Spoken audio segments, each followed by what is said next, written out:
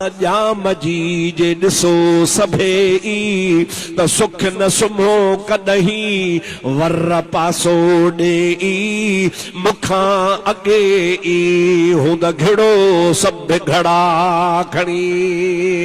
चंद्र तुंहिंजी ज़ात मां पाड़िया न पिरी असां तूं अछो मंझ रात पर मुंहिंजो सजण सदाई सोझरो सासी सिज उभरल 84 चंडन अदा बिल्लाहि रीअ पिरन मां सभु उदायूं भाया मुंहिंजी मुलाकात महबूब जरी जहान छॾियो चो असांजो नबी हयातुन नबी ॾाढे न ॾाढे असांजो नबी हयातुन नबी पर ज़ाहिरी दुनिया मां जॾहिं मुंहिंजे महबूब जहान छॾियो त रात ॾींहं मुंहिंजी अम्मा आशा खे रोवण हो साहेड़ियूं ईंदियूं हूं मायूं ईंदियूं हूं बायूं ईंदियूं हूं दायूं ईंदियूं हूं अम्मा रात ॾींहं थी रुगो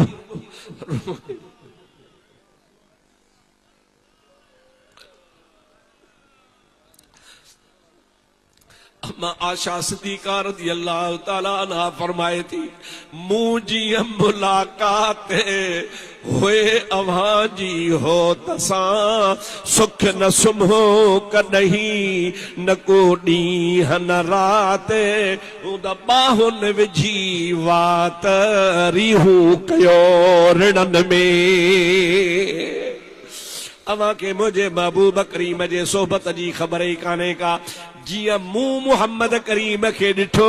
ये कह को न ॾिठो मुझे महबूब करीम सल्लल्लाहु अलैहि वसल्लम जी ज़ात बाबरकात जो शान तमाम निरालो आ अम्मा आशा सिद्दीक़ा रज़ियल्लाहु ताला अन्हा पंहिंजे माइन खे चवे थी अदी मूंखे मयार न ॾियो मुझे महबूब करीम जूं तव्हां ॻाल्हियूं ॿुधियूं आहिनि मां ॾिठियूं आहिनि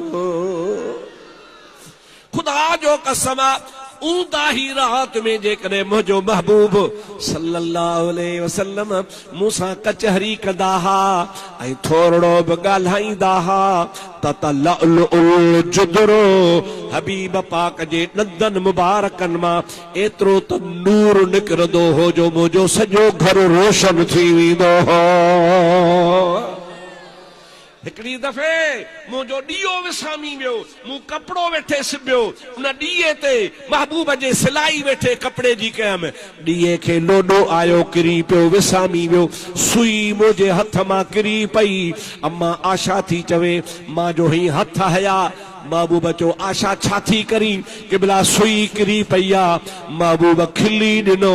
उन खिलण सां एतिरो त घर रोशन थियो जो अम्मा आशा चवे थी मां उहा किरल सुई खणी वरती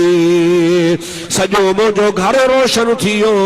इमामुल अंबिया सल्लल्लाहु अलैहि वसल्लम जी ज़ात बाबरकात जे ॾंदनि मुबारकनि मां एतिरी त नूर जी रोशनी निकिरंदी ही जो दीवारनि जे मथां भित